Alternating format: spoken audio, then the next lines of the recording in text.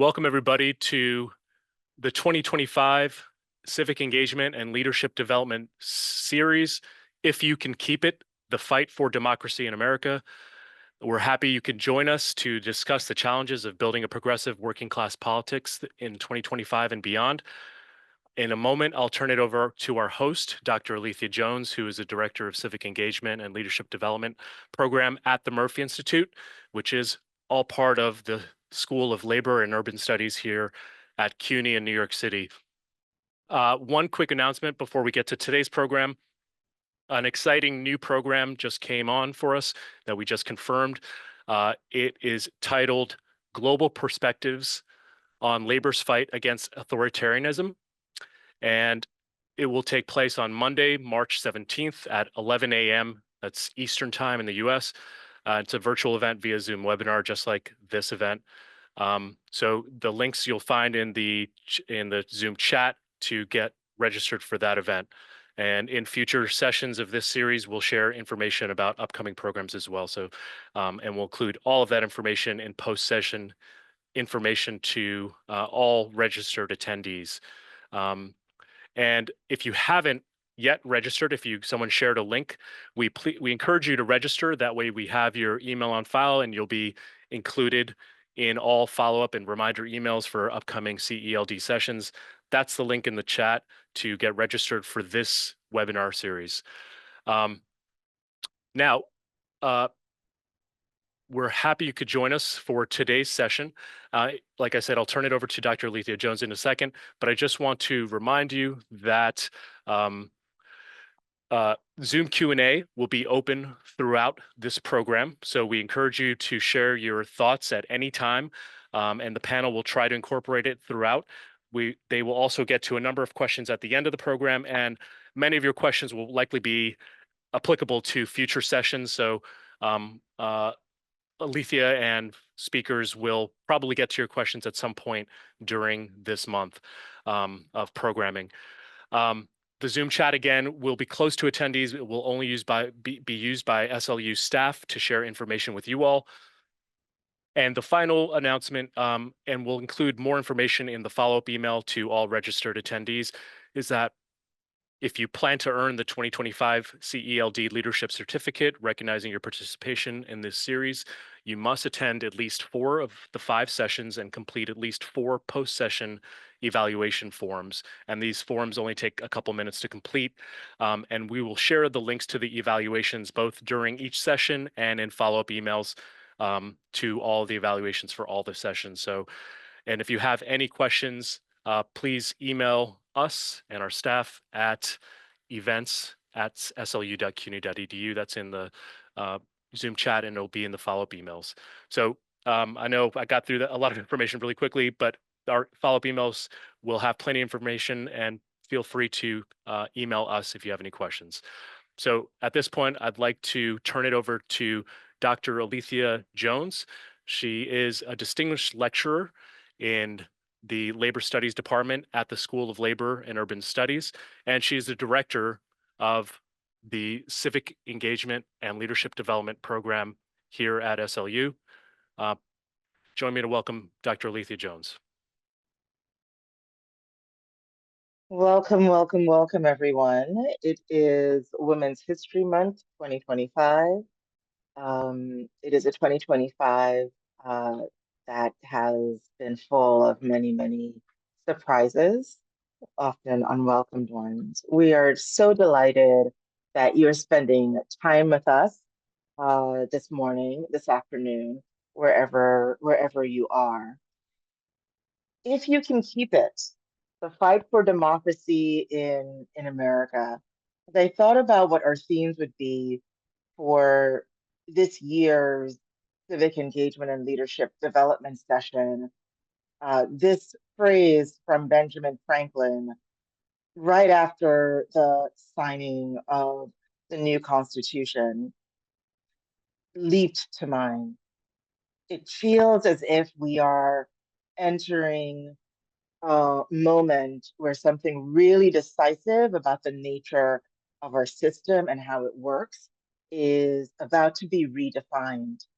And we wonder, what is what is there to keep, what is worth keeping, and what might be in need of serious renovation and change. But there is a sense that everything is at risk, and perhaps for those who are mounting the offensive on institutions as they are, that everything is to be gained, right? There's a lot of open possibilities. For today's conversation, the topic is from multiracial democracy to multiracial fascism. What is the future of the American experiment? Um, as I was reading about the nature and character and history of fascism and its relationship to the United States, um, I found that we had to really confront the fact that the Jim Crow South was the birthplace of many of the ideas that gave rise to apartheid South Africa and Nazi Germany. Both countries sent emissaries to visit the United States to study its laws and its governance, and were deeply informed by those systems. In wrestling with these terms, multiracial democracy is often put forward as unalloyed good, just by virtue of being multiracial. And I really want to interrogate that idea, that given that the history of authoritarianism, single party rule, especially in the South, but not exclusively so, also present in the North and elsewhere, um, racialized terror, gender terror, uh, is also has a long history in this country. Are we also facing a future of multiracial fascism, where given we have so many immigrants and US born and homegrown folks of color, we could also buy into a system of authoritarian racial rule? How are we to understand what this future might look like, and what the new form of governance might look like in this country? As we are about to launch into this conversation with three extraordinary individuals, I want to remind everyone that we are a C3, a 501c3 institution. We are educational and nonpartisan. What that means is that we can discuss political issues from any perspective. However, the moderator and guests cannot direct the audience members to take partisan political actions. If any of us do that inadvertently, someone should remind us that that is not permitted and those actions will be disavowed. Um, it is such a delight to be joined um, by Yelena, Eric, and Dorian. It is an honor to know them. Uh, Yelena Litvinov, Litvinov is co-director of Stroika Incorporated. Yelena and I had the wonderful pleasure of working together. Our offices were next to each other at the Open Society Foundations. And it was an honor to join that organization and his work in feeding and supporting democratic movements all over the globe, especially in Eastern Europe. Um, so thank you for joining us, Yelena, who is calling in from Vienna, Austria today. We also welcome Eric Ward, who is Executive Vice President of Race Forward. Eric and I met decades ago, where we were both involved in the Black Immigration Network and the birth of the Black Alliance for Just Immigration, where it was a real pleasure to serve with you and to just benefit from all of your wisdom. Dorian Warren is co-president of Community Change and Community Change Action, Dory and I also go way back. We were in graduate school together, taking classes together. So, forging an understanding of the US political system, both as researchers and activists. Dorian hails from Chicago and a deep history of organizing with civil rights groups and economic, social justice, and unions um, for many, many decades. So we're eager to have this conversation. There are many, many questions. I sent you a whole rash of questions. Our audience has submitted questions already. You may have questions for each other. We'll do the best we can. We'll start this conversation, but it'll continue for the next 5 weeks. So let us begin. First question is, what is your work?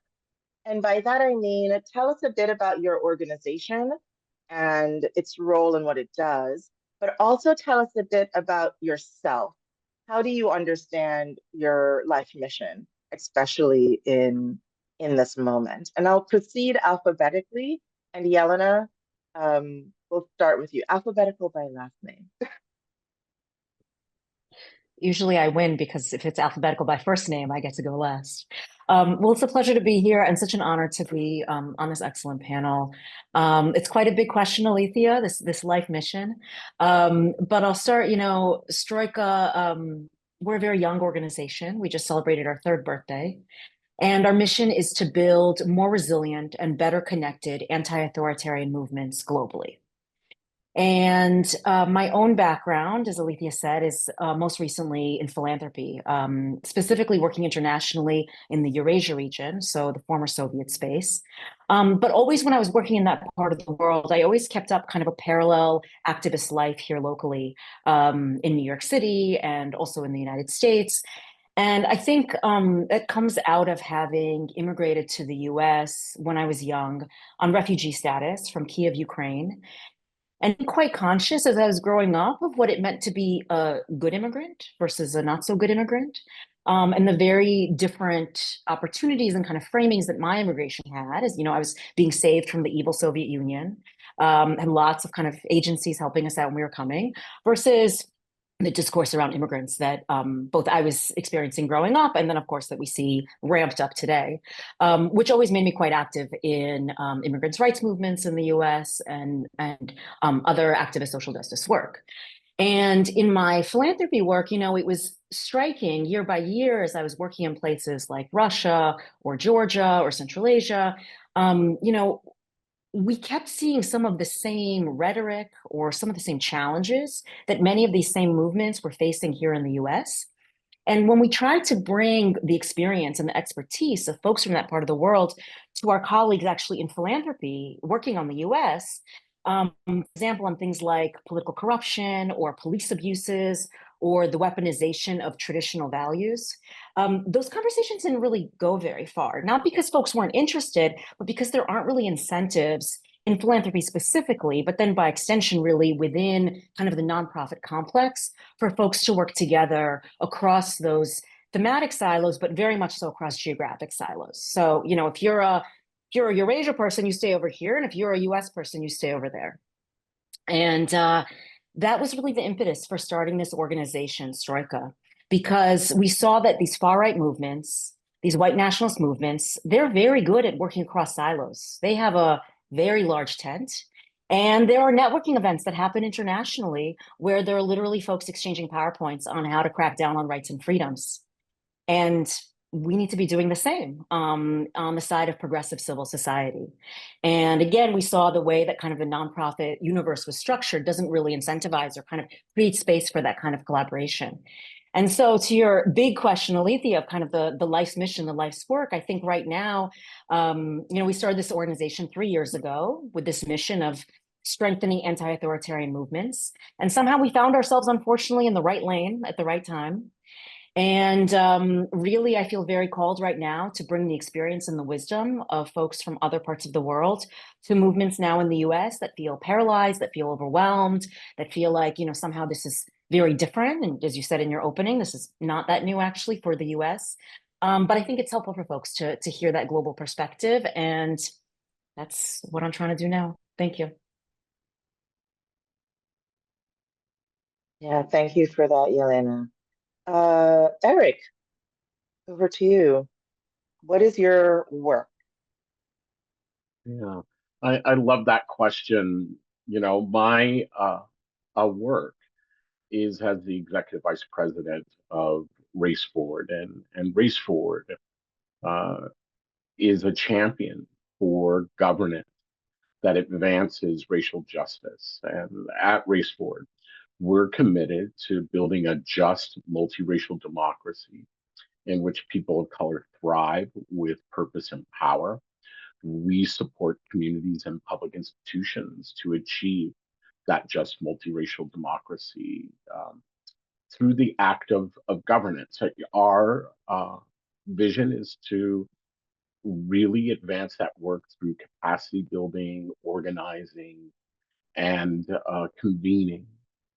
What that means is that Race Forward sees itself grounded in the legacy of the Black radical tradition, or what's known as the Black Radical Project. It is the belief, right, that a multiracial democracy that meets the needs of all, regardless of whether you're a 17-year-old trans Latina trying to find work in New York City or a 76-year-old white male in rural Iowa, veteran, that both of you have the right to live, love, worship, and work free from fear and bigotry. That is the vision of the Black radical tradition in this society, and it has proved its worth. We often point to the fact, right, that Black struggle in the United States has not come at the exclusion of others, but it is a universal vision that needs to be preserved and advanced. And it is our belief at Race Forward that the moment we find ourselves in is a backlash against the gains of the 1960s civil rights movement. This movement, joined by labor, joined by other communities of color, Jews, whites, Catholics, to advance this vision of a multiracial society. Our work is to safeguard that and to set the stage for the idea of inclusion. And what we mean by that, and what our work is, and who I am, is a belief that we have reached a moment in this country where the question isn't about belonging, right? While authoritarians and white nationalists have tried to convince us that the question is about belonging, it is our belief that question was settled in 1968. There is no 2 out of 3 or 3 out of 5. The real struggle and conversation in front of us that authoritarians recognize, but that we have refused to recognize, is not one of belonging, but the question of, will we allow a multiracial nation to govern, or will we not? White nationalists have decided not, and have engaged in acts of violence, corruption, distortion of the electoral system to prevent that. And our work is to keep that mission moving forward. For me, though, my work, both individually and at Race Forward, is about safeguarding democracy at the fault lines where racism, white nationalism, and authoritarianism intersects. It's about making sure working people, everyday people, have real power, not just a vote, but a voice that carries weight. And I didn't come into this work through theory, though I love academics, right? I came through experience organizing against hate groups in the punk rock scene, fighting alongside immigrant communities in Arizona and Oregon and Iowa, and standing with workers who fight for their rights. And in this current moment, one thing has been clear: democracy is not something we have, it is something we do. It's an active practice, not a static system. And my work is a belief that if we aren't pushing forward, we will be pushed back. And right now, the forces of white nationalism, racial authoritarianism, and corporate greed are not just playing defense. They are actively trying to break the system. And for those of us who are suspicious of the system, we often don't stop to pause to ask ourselves, why are authoritarians so committed to breaking the system right now and replacing it with something else? That means that our work is also about holding the line, but it is also about expanding it. And it has to be about organizing, building independent power, and making sure that working people of all colors, all religions, all genders and identities are not just reacting to the crisis, but beginning to shape the future. And that is what I am about. That is what I have learned in the punk scene. That's what I've learned in 30 years of organizing. But mostly, I've learned it from everyday folks who understand that there is a better world for all of us, that this is not a moment of scarcity, that is a false narrative, that abundance resides in our society and globally if we have the vision to fight for it.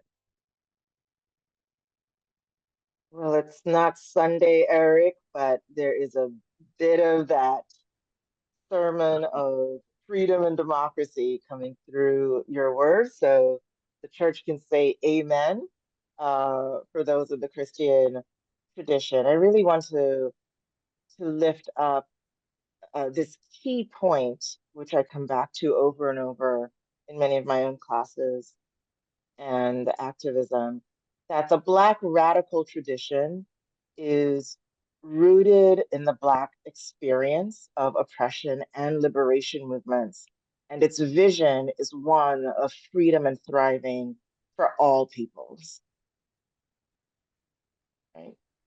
It holds a universalist vision while really rooted in our particular experience. All right, with that, Dorian, share with us, what is your work? Thank you, Alethea. Can I say amen? And this is why I hate having to speak after Eric Ward all the time. It's just like I always draw the unlucky card here. Alethea, I just have to say you were a bit misleading on how we've known each other for decades. We were just in grad school last week. So I just want to set the record straight for everybody. So I am the co-president of Community Change. We were founded in 1968 by organizers of the Black Freedom Movement, organizers from the labor movement, specifically the UAW, and organizers that were part of the War on Poverty and part of Robert F. Kennedy's 68 campaign, where he centered poverty. And I'm going to discipline myself to say nothing about anybody else but those initials. The mission of the organization is to build the power and capacity of low-income people, especially low-income people of color, to change the policies and institutions that impact their lives.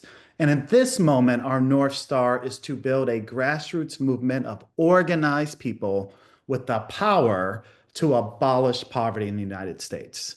And to do that, we need a functioning, powerful, multiracial democracy.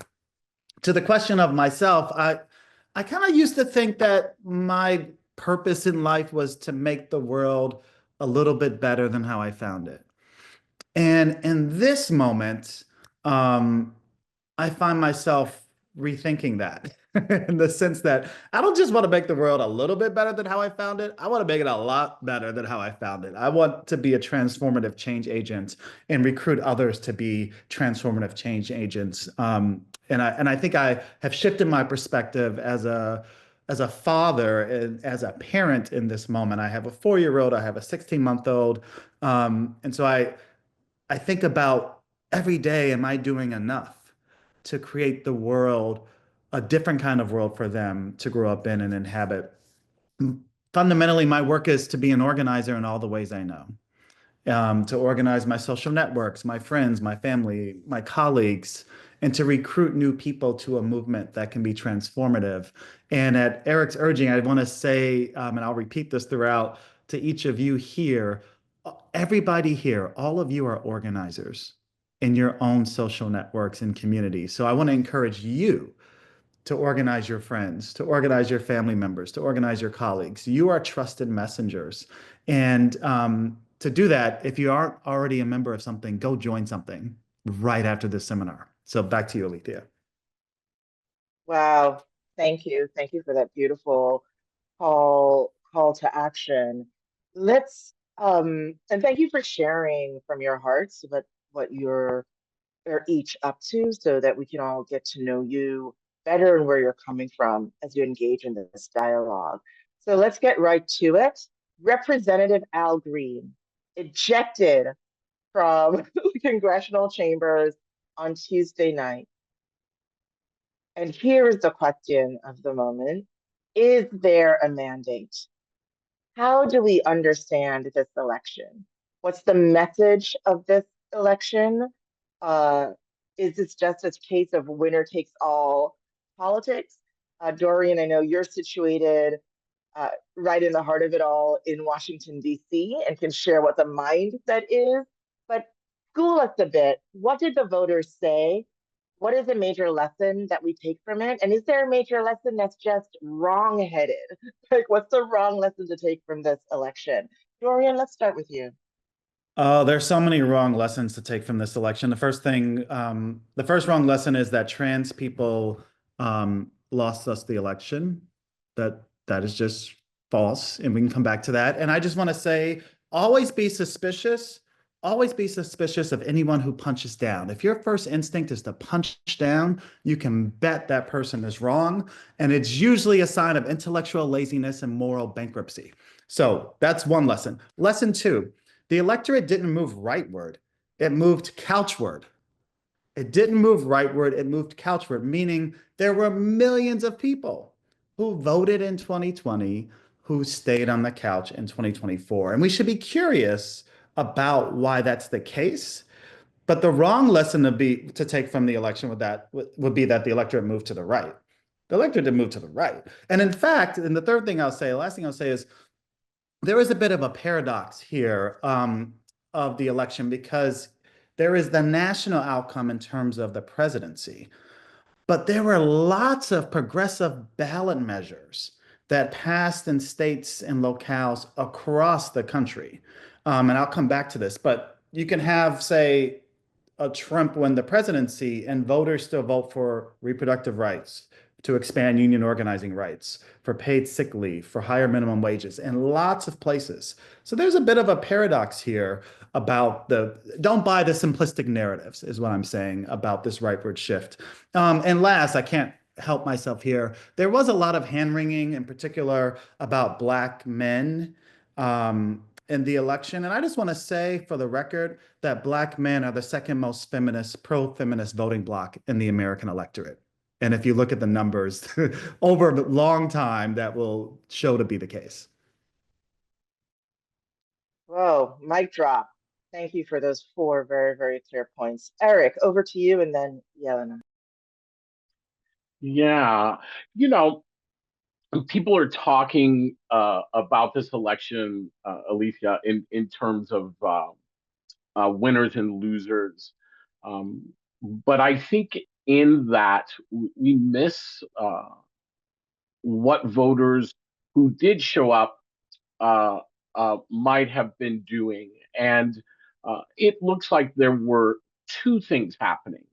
So one is uh, there were folks who were driven by unconscious forms of bias. And of course, mainstream society wants to ignore that, but I think it's important to acknowledge.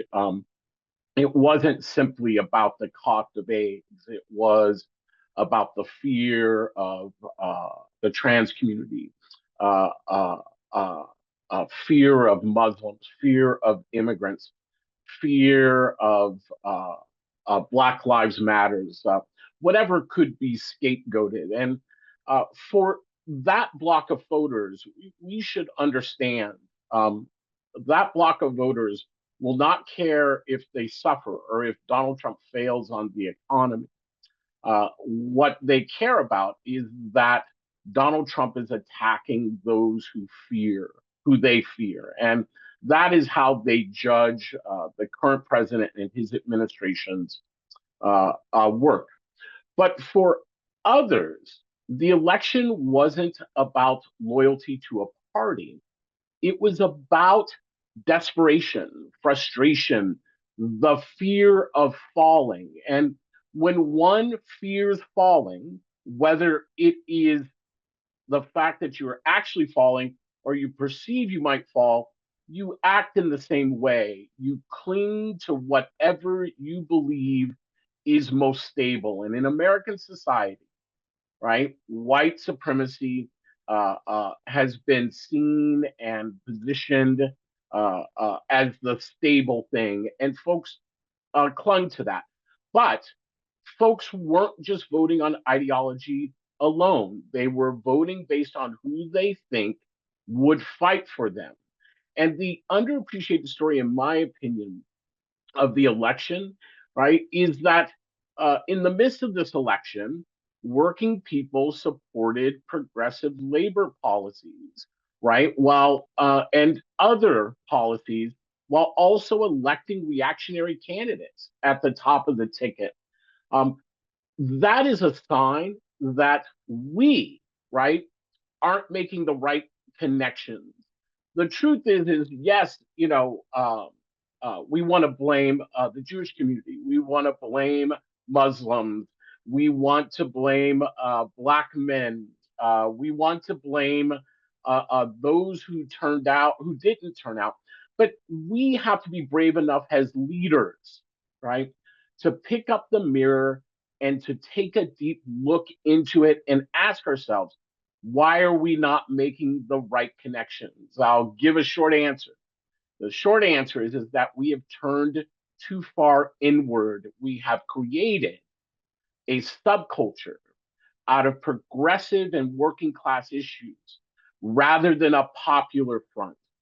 The right has done a masterful job of convincing people, right, that economic pain is caused by immigrants, by woke corporations, by unions demanding too much. Anyone but those actually in the ruling elite right now who are benefiting. Elon Musk, I'm talking about you. And while they weaponize that frustration, right, too many of us in the progressive community have been afraid to name the real villains. Uh, uh, Greedy billionaires, corporate monopolies, and the right wing think tanks that they have funded for decades to dismantle working power. We have to reconnect. And that means getting off the internet and getting back to knocking on our neighbors' doors. It means getting out of our five-person study group and getting back in the bowling league or mixed martial arts or the quilting circle. We cannot afford to allow the right to define who gets to be angry in this society. And people are struggling and they should be angry. But we need to make sure that that anger is organized and aimed at the right targets. And that simply doesn't happen if we stay in our own subculture. We are supposed to be empowering subcultures, not becoming one. But I have to say one thing, and then I promise to pass this on. We should also understand in these elections that the results were not simply because the MAGA machine was so sophisticated and smart and all these blah, blah, blah, blah things we hear on the news, right? They won because they have invested in decades of gerrymandering, right? Kicking people off the polls, making it harder for Black people and Latinos and poor people to vote in this country, right? It is a manipulation of the electoral system. And despite that manipulation of the electoral system, let us acknowledge one thing. Donald Trump did not win the popular vote in this country. And I've heard folks across the political spectrum, so I'm not being partisan here, right, say that Donald Trump won the popular vote. It is not true. He did not carry the popular mandate of those who voted. And I can guarantee you, he does not carry the popular mandate of Americans who could have voted. And we should understand that. We should not concede this fight before it has even begun.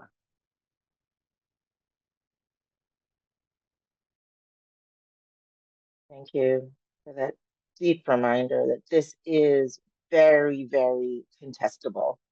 And there are many ways where there are still so much that we can do around what the American people want, and actually what they want are real solutions, not fake solutions that only make people feel good in the short term, but it might be really harmful in the long term. Yelena, what do you see in understanding this election cycle? And if you have some sense of what folks overseas may be taking away from this or messages for us, we'd love to hear them.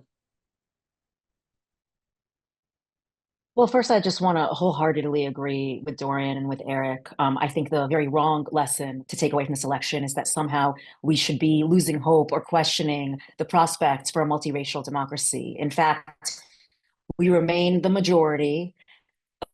This is the majority viewpoint. And this election could not have been won without, as you just said, Eric, manipulation.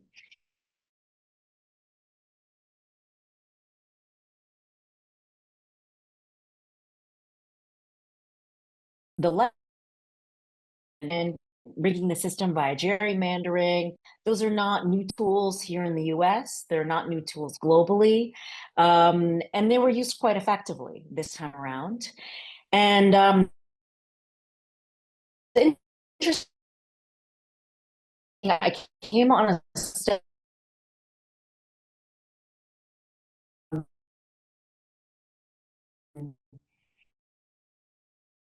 a few months ago that was looking at basic Yelena, economic indicators. unfortunately, Yelena, Yes, I'm yes, here. we Can you need hear you me? to go off camera. It's gotten quite choppy. I'm so So if you sorry can about go that. off camera, if you can go off camera Sure. and just start at the top again, that would be Okay. great. Let me know if it gets messed up again. So there was a study done recently, which I thought was really interesting, tracking folks who were living in places with economic downturns or a reduction in their kind of day-to-day sense of their livelihoods. And as they felt fewer economic opportunities or felt that on those kind of price of eggs questions, they were doing worse, that folks became more reactionary, specifically in not wanting social benefits to be extended to others. Rather than wanting the social safety net to extend, they said, well, if there's more going to somebody else, it also means less for me. And we've seen that in Italian politics, for example, and we're seeing it here, where God forbid that immigrant group gets those eggs cheaper, because that means I'm not going to get them either. Rather than, as we understand, folks basically, as they see now, all of the social safety nets that they themselves relied upon are being dismantled, and somehow there wasn't a sense that that was going to extend to them. But I think the other lesson here is that we're seeing a lot of these features of what folks have called competitive autocracies, where a lot of the kind of mechanisms of democracy are still in place, but the playing field is increasingly rigged.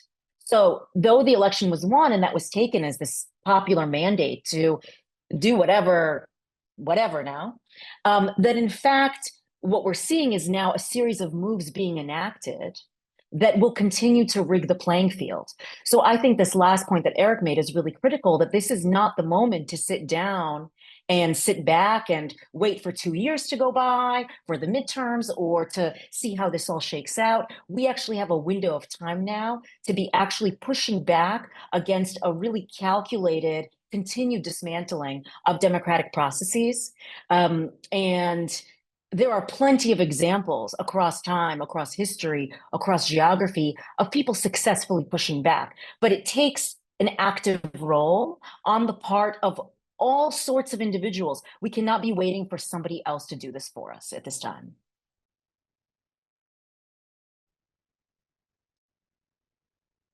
I guess you asked Alethea how this is landing. I mean, coincidentally, I'm taking this call and I apologize for the connection issues, but I'm at a conference actually now of exiled journalists from Russia.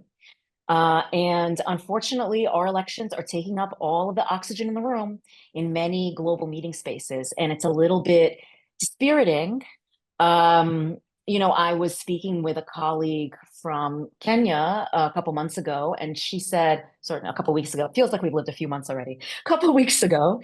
And she said, I don't know. She says, we often have elections where somebody we don't like, who's corrupt and a bad politician, wins the election. This is not a unique experience. And I think that there's a freak out happening domestically where folks feel that this is somehow ahistorical and could never happen here and would never happen to us. And, this isn't us, this isn't America. So that feels very naive of Americans to say. But there's also a way that because of the obviously outsized role we have in the global economy, in the money that goes for international civil society in many parts of the world, that unfortunately this has dropped a bomb basically across the globe for civil society movements, for anti-authoritarian movements who were dependent on US funding. And you can have all kinds of discussions about whether or not we should have played that economic role, and there's a lot that can be said about it, but it's definitely a disaster for a lot of folks, and it is just too bad that while so many other things are happening in the world, that this is taking up all of the kind of intellectual space in the room in so many global spaces. Thanks. Thank you for that. Thank you for that. This next round of questions it's tailored to each of you individually. So I'll start with you, Eric. Race Forward is all in on DEI, and Trump is all in on getting rid of DEI. A few things. First, what is fascism? Help us understand it, because for some people that's just jargon. It doesn't tell them anything. So if you could break that down for us a bit, and then also tell us what's the future and your understanding of DEI at this moment. What's the difference between DEI versus the anti-discrimination laws that were passed in the 60s that the federal government is supposed to uphold, and our constitutional protections?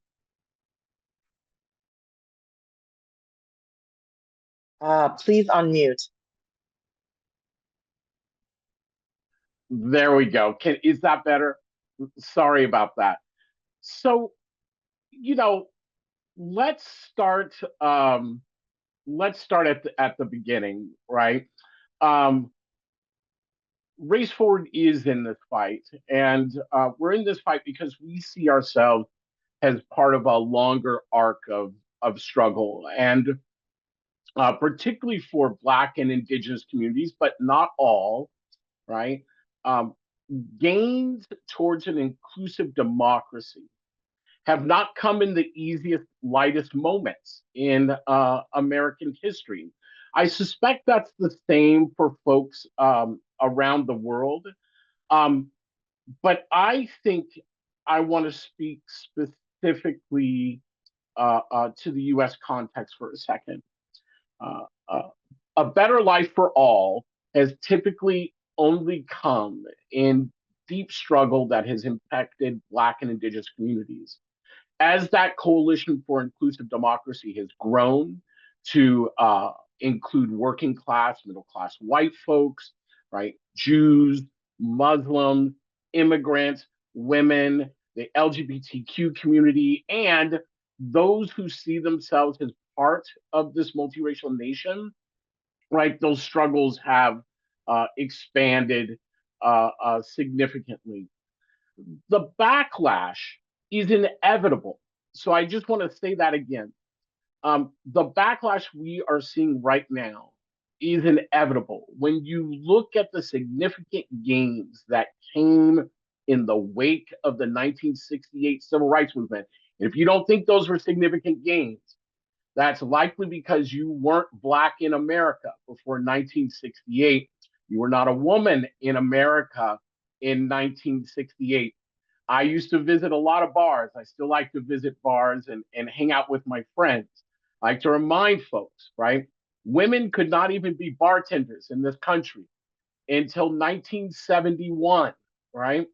It is likely if your mother is of the age 70 and older, She could not have a checking account or a credit card without permission of her husband, right? These were the conditions that people lived under, and we have too short term of memory, and it catches us up and it prevents us from figuring out the right strategies and tools that Dorian spoke to. Okay, I had to say that, Alethea, before I get to the question of what is fascism. The truth is academics have been debating fascism since the term firstly arose. And I can tell you, as someone who's read a lot of books on fascism, and academics who are watching this can back me up on this, there is no agreed upon definition of fascism. For some academics, fascism is a specific period in history, right, reflected by the Axis powers, Italy, Germany, Japan, Spain, Portugal. For some folks, fascism is an ideology. For some, fascism is the thing you tell your parents when they won't let you go out and stay out after 12 p.m., right? Um, the truth is that fascism is an ideology, but it is an ideology, I would argue, to just simplify this, and then everyone else can argue about it later, it is a co-optation. Fascism is about building mass base. It is about mass psychology to build and maintain power. And at the end of the day, build and maintain the power of the elites through the mass psychology or the mass manipulation of a society. How do you manipulate a society? By creating another, by engaging in external and internal conquest, right? By seizing control of democratic institutions. And I don't mean the Democratic Party, small d democratic institutions, from the bowling league, right, to the Supreme Court, and retooling them, right, as nothing more than tools of that fascist or authoritarian state. Typically, fascist regimes have a single leader, one that is charismatic, right, and who imbues kind of the values of the fascist state. It is one that is also often committed to the romanticization of violence and unending revolution. But I want to make this clear for folks. Really, uh, fascism, at the end of the day, is not important in terms of what it says it is, but what it does, right? And I often tell folks, pay less attention to the debates around fascism and ask more, what does fascism do? Fascism is an illegal grab of power out of the hands of people by manipulating those people. In this country, we see it through the targeting of immigrants, right? The targeting of people of color, right? The targeting of gays and lesbians. It is about manipulating old archetypes in American society. This is controversial, I guess, in the Trump era, but history is one where America is built on the idea of white supremacy. What is white supremacy? It was a belief that white people were superior and Black people were inferior. That was the binary. But we usually stop there and we never ask the question, why was that concept created? The concept was created because it was the easiest way to manage society, right, in the early Americas. By convincing white people that they were superior, right, it allowed that society to construct itself through the theft of indigenous lands and resources, right, through the free forced labor of Black people. And then the third piece we don't talk about, the control of sexuality in society. Misogyny is as much a part of the definition of white supremacy as racism. So when we say white supremacy, we're also talking about systems of misogyny. We're talking about systems of exploitation, right? And we are talking about systems of othering. That is the construction. Now I gotta stop for a second, Lisa, and have everyone take a deep breath. Right? Okay. Why? Because I just read an article 2 days ago that said it was a study that showed just talking about race, right? Saying the word racism raises our anxiety levels in the United States. It actually puts us on edge. Don't know why. I'll have to finish the study.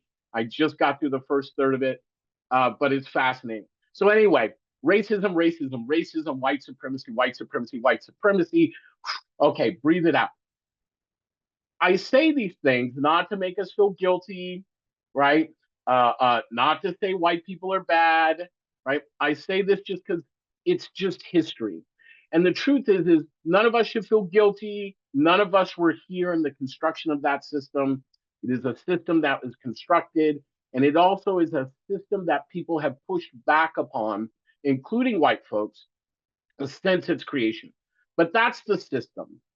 It is that narrative, right, that the authoritarian, what I would call authoritarian regime, currently in power in the US, continues to tap into in different ways, right? It no longer, well, it still exploits indigenous land and culture, but that question of the denial, right, the climate denials that we see in this country, are very much rooted into that narrative, right? The exploitation of immigrants, right, and poor white workers is very much grounded in the narrative of the exploitation of Black people.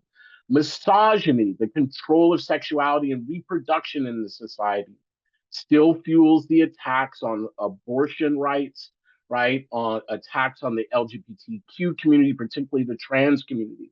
These narratives are still in play, and they are part of the fascist or authoritarian playbook. You draw off of old narratives, not necessarily because people wholeheartedly embrace them, but because we are comfortable with those narratives, we have been trained and conditioned, right, to hold those narratives in our society at an unconscious level, and it's effective for building mass base. Eric, I want to we're move on for a second. almost, yeah, great. We're almost at time for a break, and I know that Oh, Yelena and let Dorian, me stop. I also want them to break in. Could you briefly give us some insight on the DEI attacks Yeah. and what's legal and illegal about what's occurring? Yeah. Was that me or Dorian? Do you want me to quickly do that? That's you, Oh, no, Eric. Dorian's That's all pointing at you. me. Okay, we'll get into fascism later. So look, the attacks on DEI are about the attacks on diversity, equity, and inclusion. So let's back up for a second and deconstruct DEI. All DEI is diversity, right? Equity and inclusion are practices and policies that help us enforce civil rights laws. So when you hear people talking, particularly at the higher levels, right? Because I'm not going to punch down on people.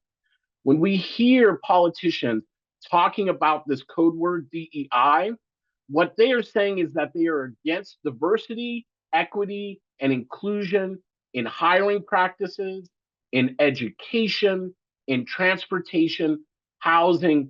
These are the neo segregationists, right, who have been sidelined since the victories of the 1968 civil rights movement.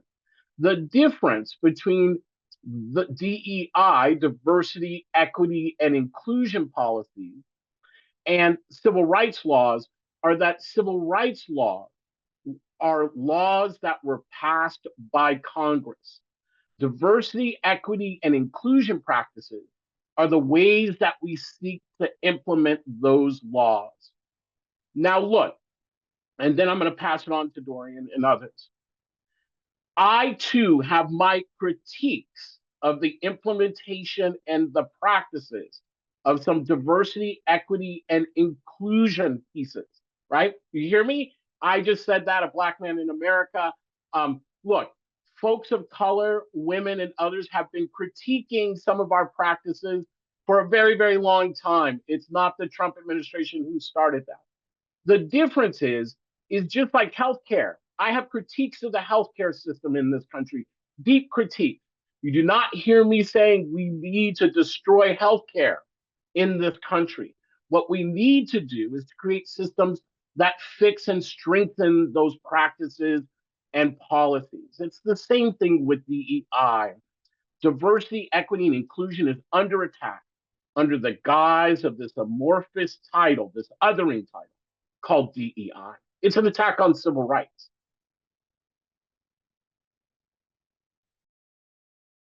Thank you. Thank you so much for taking us through everything you just did. I feel you've done a semester or a year's worth of the study of fascism in 5 to 10 minutes, and it is a service and genius to all of us.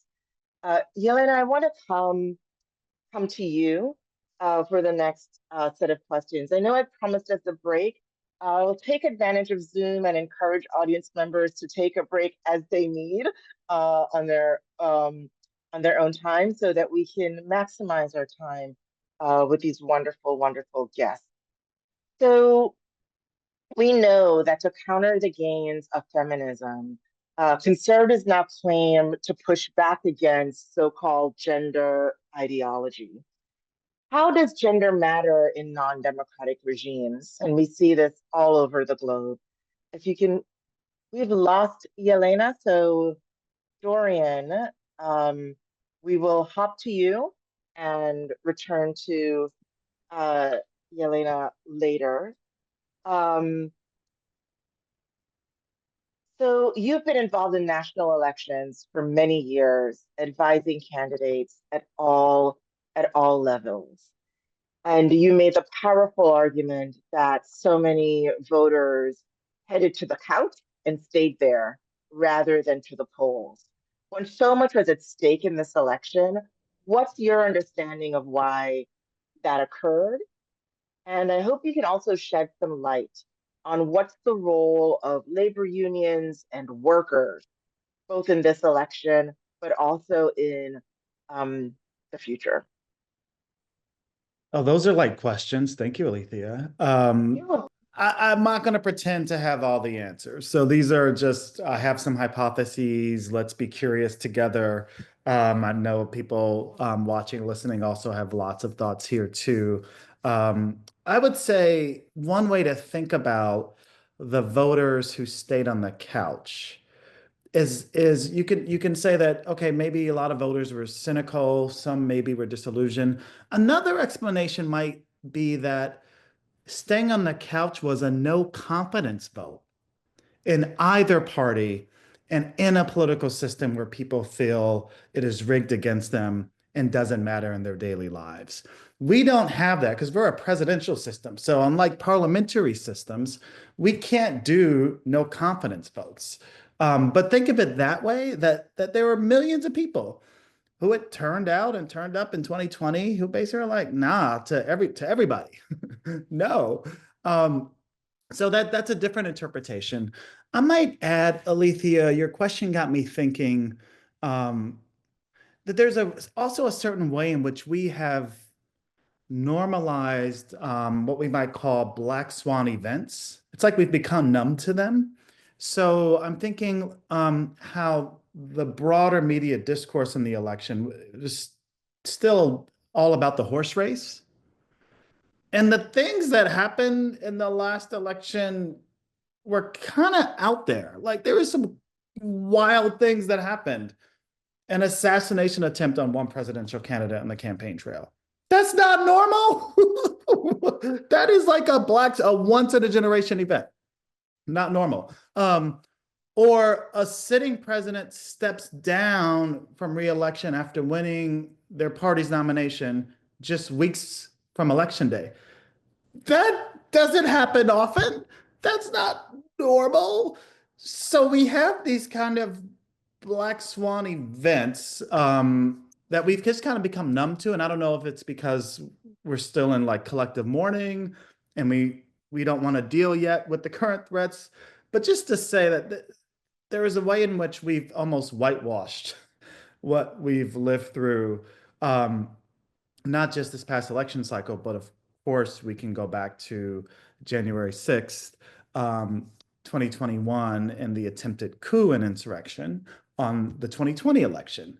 We kind of have forgotten that, and obviously a lot of things have happened in terms of not just the whitewashing, but the literal pardoning of people who committed treason against this country. Okay, to the last part of your question, the labor movement and workers. Like labor went all out on this election. I think SEIU alone invested $200 million in voter engagement. There was a coalition of public sector unions, SEIU, NEA, AFT, AFSCME, who did a coordinated multi-state voter initiative. Obviously, they came up short for their goal. But I do think it points to the necessity, and this is not, I can't believe I have to say this again, whether it's in the labor movement or in my part of the ecosystem of community organizing, it points to the necessity of year-round organizing and year-round engagement. And it's such a basic concept that that's why I'm hesitating having to repeat it again. But we have to stop the cycle of just showing up on people's doors or calls or texts 2 weeks before an election and then expecting them to turn out. So it's an obvious point, but one that bears repeating. It is worth noting, I think the labor movement is going through this now, the explicit attacks by the current administration on worker power and on the labor movement. The firing of the general counsel at the National Labor Relations Board, the firing of the NLRB chairperson, just the wave of anti-union executive orders and explicit attacks on unions. And then we're just at the beginning. And we can come back to like, what do we think is happening overall in terms of the speed and scope of executive actions, many of which, if not most of which, are illegal, criminal, and unconstitutional, by the way. I'll just stop on a sort of a high note with a couple of data points that I want to remind you and myself of. Between 2023 and 2024, union election petitions increased by 27%. So workers are in motion and want representation and power and agency over their working conditions. And in fact, the union election win rate, so the win rate in terms of union elections, broke 70% in 2023 for the first time in 15 years. So there is something going on in the labor movement and with workers who are saying, who are frankly saying no to authoritarianism. We often forget that in the private workplace in America, it is basically authoritarian institutions. Workers don't have real rights in this country, in the private sector, if you're not in a union. And in fact, our labor laws and employment laws from the founding have always been authoritarian in nature. So it shouldn't be a surprise that we're in an authoritarian moment when we have become numb collectively to the everyday practice of living under authoritarianism when we go to work. The everyday practice of living under authoritarianism when we go to work. If you're not in a union, you know that very well. So why would it be shocking that we be living under conditions of authoritarianism in our political system if we have numbed ourselves collectively to the authoritarian workplace, which is what we've always had in this country? I was supposed to end on a more positive note. So all that to say, I think workers are in motion. And I will say, I'll end here, living in Washington, D.C. in this moment, I talked to a lot of federal employees and workers, and now formerly federal workers. And there is a palpable anger and rage and fighting and organizing spirit in this town that I have never seen since I moved here. And as I like to remind people, it's one thing to piss off poor and marginalized people, but it's a different thing to piss off overeducated middle class and upper middle class people, because boy, the rage and fury, that's where you get a lot of revolutionaries. Think Che, not working class, very middle class, very educated, very full of rage, right? As became a revolutionary. So I'm just saying, there's just in this town a lot of momentum and organizing happening among workers who have been directly affected or adjacent to those that have been directly affected that I think is pretty inspiring and exciting, frankly. Thank you for that. Welcome back, Helena. Over to you, this question of fighting gender ideology, which I know is an international rhetoric of conservatives. If you'd shed light on the relationship between gender and authoritarianism, Eric has already started us on that road. And could you also talk about what does the attack on civil society look like? And what are some ways for civil society to fight back? Absolutely. So, again, none of these tools are new. And what we're talking about here, as my co-panelists have already pointed out, it's a distraction from failures of governance. The healthcare system not working well, education system failing, decaying infrastructure, public funds, regardless of what country you look at, where these tools are being used, where you see the authoritarian playbook, those public funds have been siphoned off into the corrupt coffers of politicians and their friends. In a sense, to be a little blunt about it, to pay for yachts and gold toilets. And when people start questioning, wait a second, why is everything falling apart? And why does everything suck? They say, well, it's got to be those guys over there. And you pick an enemy from within.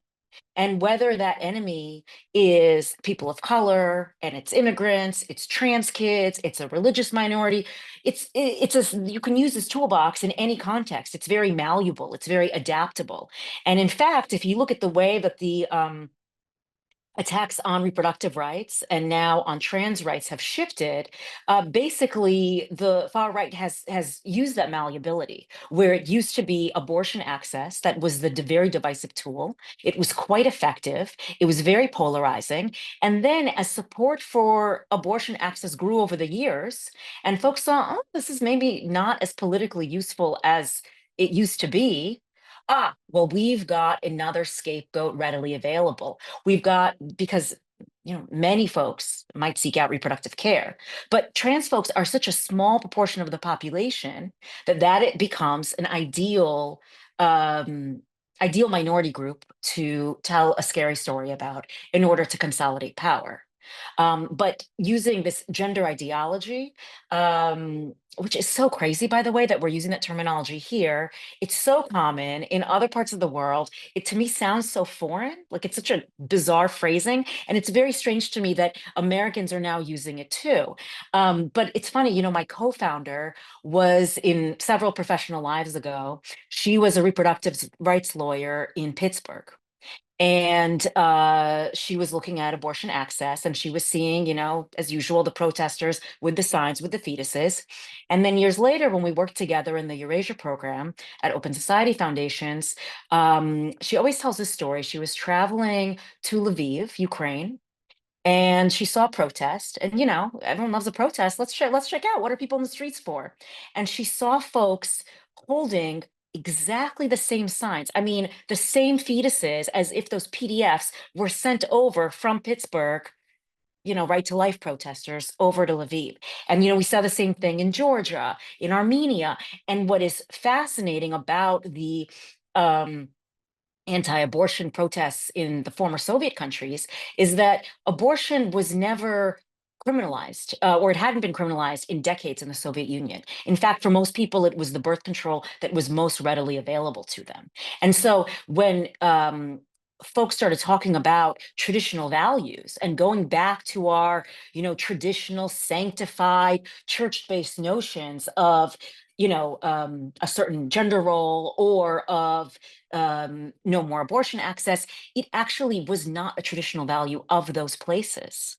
And you see a very similar playbook, when you look at the anti-homosexuality laws in Uganda, you look at now the rhetoric against trans folks happening in Kenya and other parts of Eastern Africa. It's an import. They're using the language of that has been very effective in places like the US, and basically just translating that language without even doing much to localize it. So it actually becomes quite obvious that it's just a tool.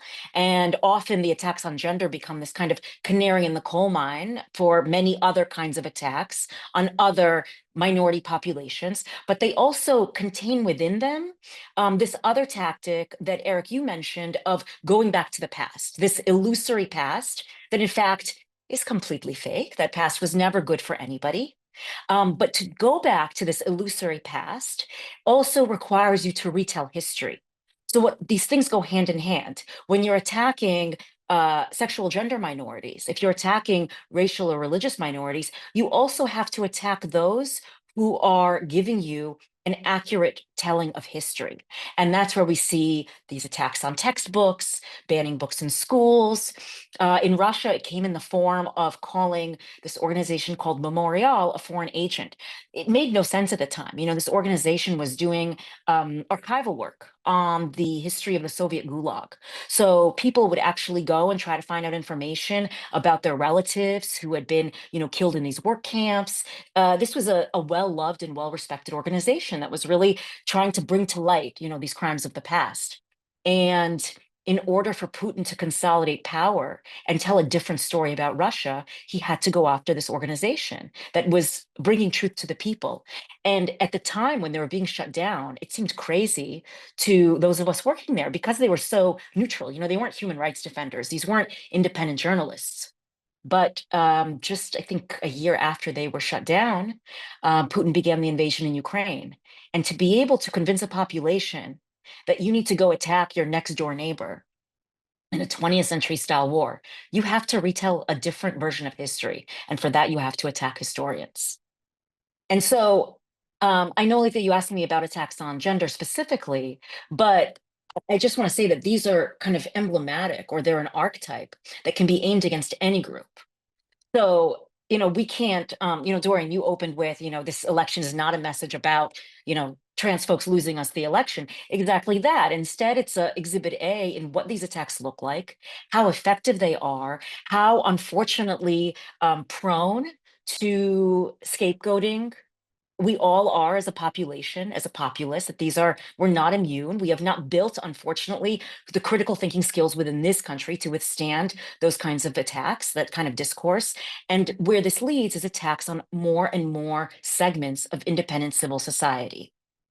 And what follows often is going to be attacks on, and we've already seen it, attacks on independent media and journalists who are actually reporting on these issues in an independent way. And it's going to be the labeling of those who stand in opposition or in the defense of these attacked groups, labeling them as terrorists or extremists or enemies of the people. And that is already being done rhetorically. And I think what here in the US we're not entirely ready for is that those rhetorical attacks translate into then legal attacks, financial attacks.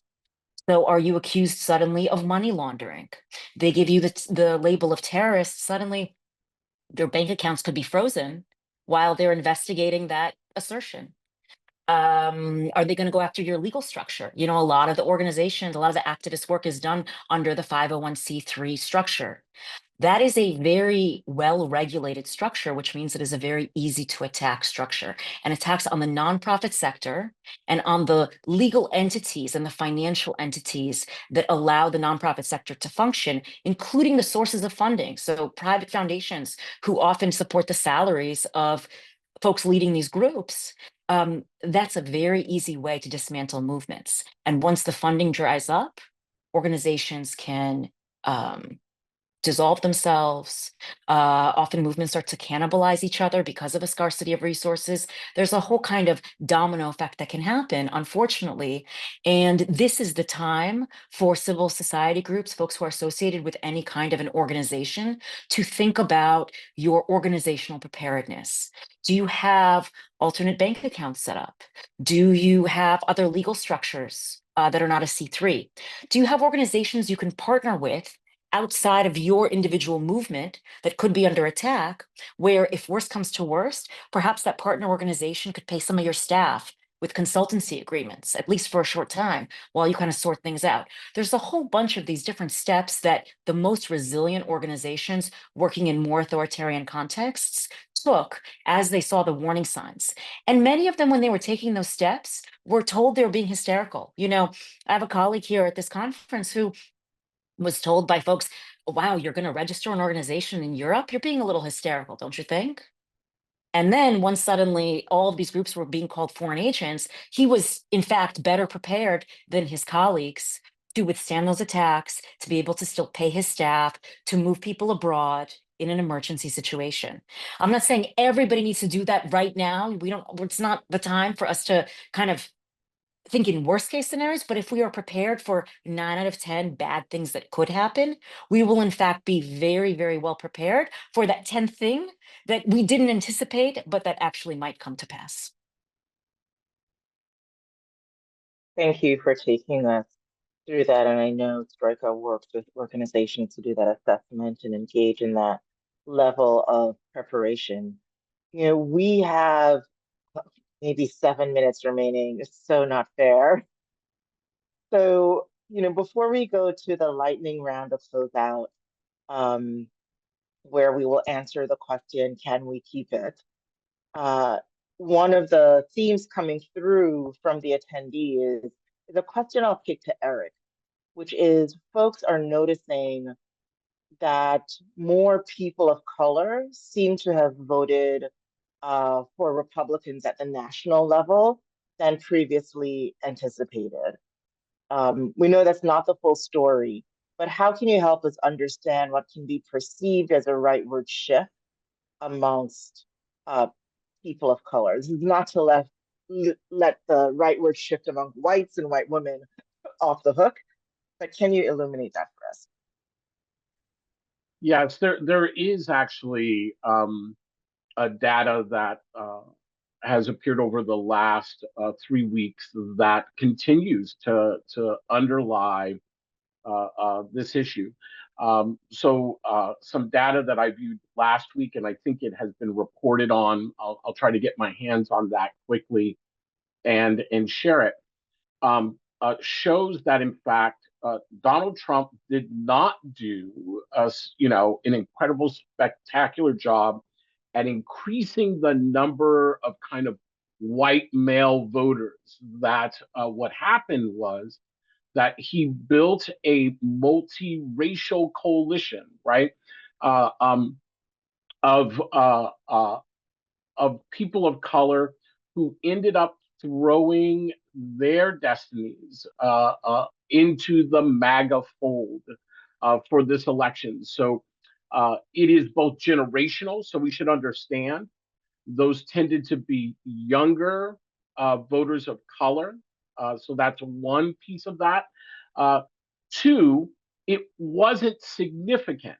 What it reminds me of is the fulfillment of a man by the name of Ralph Reed. I don't think anyone even remembers him anymore. Was one of the leaders and founders of an organization called the Christian Coalition. Now, the Christian Coalition doesn't exist anymore in that formation. And if you wonder why it doesn't exist, it wasn't because of failure. It sought to take control of the Republican Party, and it did. And it no longer needed that infrastructure. Ralph Reed, I used to monitor some of these meetings in the 80s and 90s and had a chance to hear Ralph Reed give a speech on what he basically called the 10% theory, that the far right or the white Christian nationalist right needed to make inroads into immigrant communities, Black communities, Latino communities, not to convince them all, but to build enough inroad to be able to maintain their power base. And it looks like the Trump coalition was able to finally fulfill that desire. But there was a second reason. It wasn't just about building the electoral power. It was also about creating a veneer that would protect them from charges against racism, right? And other forms of bigotry. How could we be bigoted? We have some Black members, or we have Latino members, or we have Arab American members who are part of our coalition. The truth is at the end of the day, we have some work to do within our own communities. And again, I can go much deeper into this if you have other questions, but I'll bring it out here. There was some success. We do not want to overplay that success, right? The majority of communities of color and immigrant communities rejected Trumpism outright, right? So did a significant portion of white women, right? White women often get thrown under the bus as well. While not a majority, a significant proportion of white women and a significant portion of white men have thrown their destiny into the idea of an inclusive democracy, and we should not forget them. But it is not a success of the Trump coalition. It was a failure of multiracial America, right, to continue to do the internal work.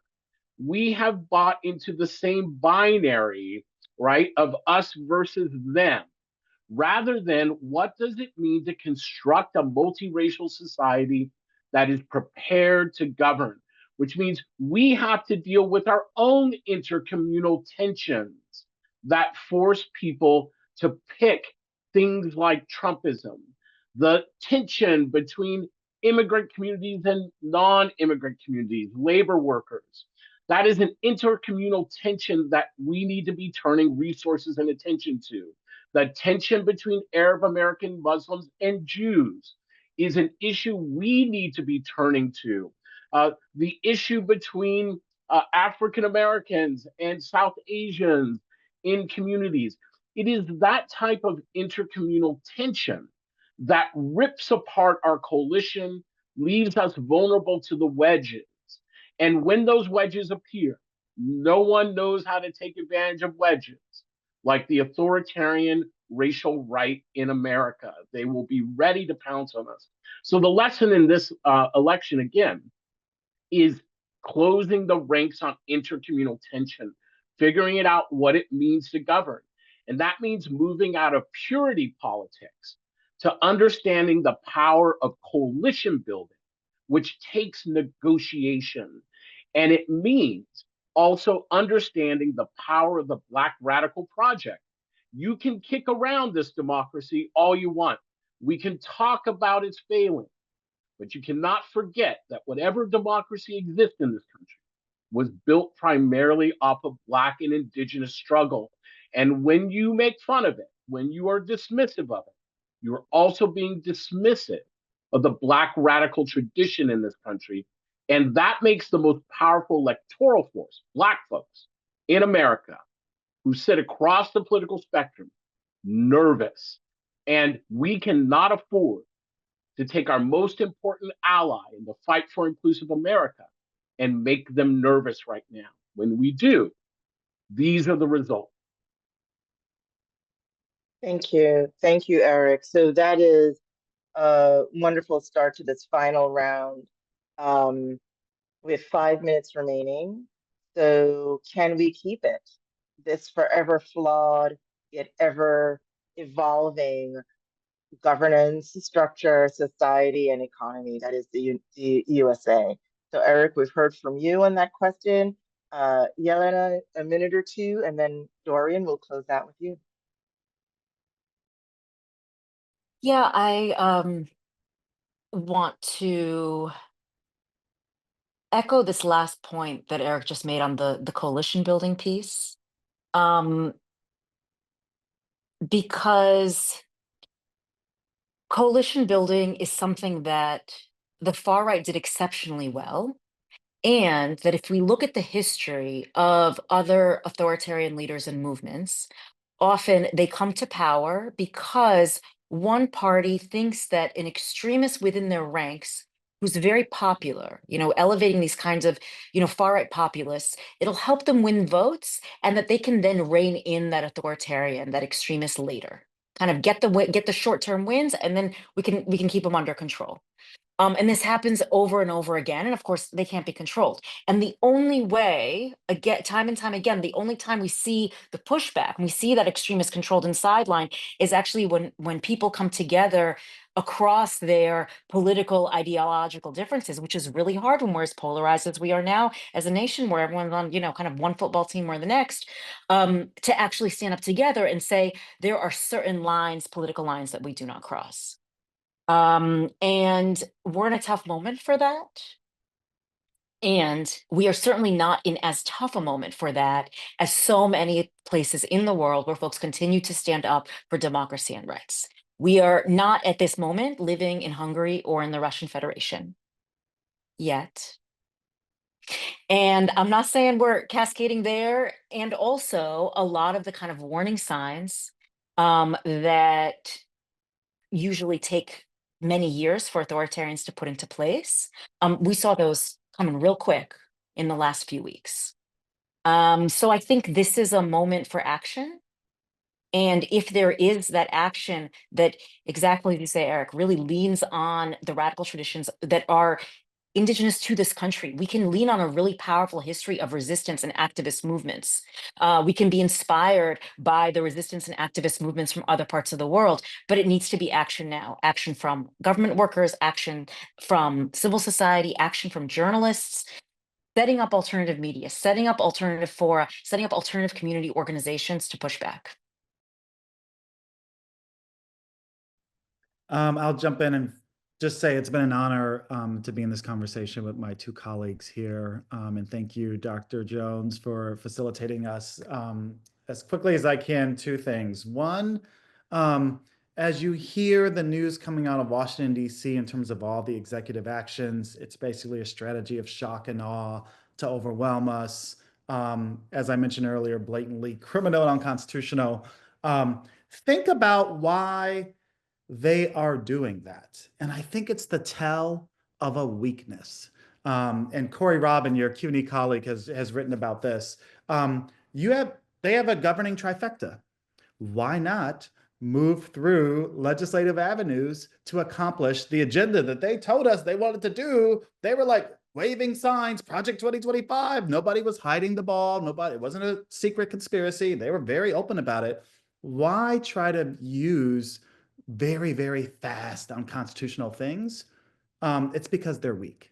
So let's look for the weaknesses and let's also assume the coalition, the MAGA coalition, is more fragile than it might seem. The last thing I'll say is we have to do something about it, but we have to think about it in terms of reconstruction, not restoration. We are not going back to what was. So yes, there is dismantling happening of the federal government. There is also weaponization.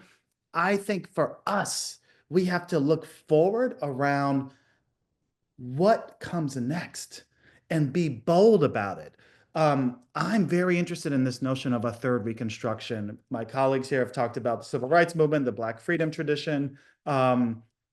We've been through two Reconstructions already, the second one in the 60s. It's time to prepare and organize for a next or a third Reconstruction. And so we have to keep our eyes on that prize while we're defending basic institutions in this moment. So please, again, you are all organizers. Go join something if you're not already a member, or just have a lot of conversations with your friends and family, because we all have agency in this moment and we all have to act collectively to get to that next reconstruction of this country. So what we do now will determine the future. Let's not wait for the future to be handed to us. So whatever that means to you, please be in action. Thank you. Thank you, Eric. Thank you, Yelena. Thank you, Dorian. It's been a pleasure and an honor to have this conversation with you. Thank you to everyone who attended today. Michael and Nadia and the CELD team will stay on to answer questions in real time about this series or any of the announcements that they've posted in the chat. We will see you again next week with Professor Samir Santi, and after that, a panel hosted by Professor Stephanie Luce. All right, thank you. Take care, everyone. So good to see you.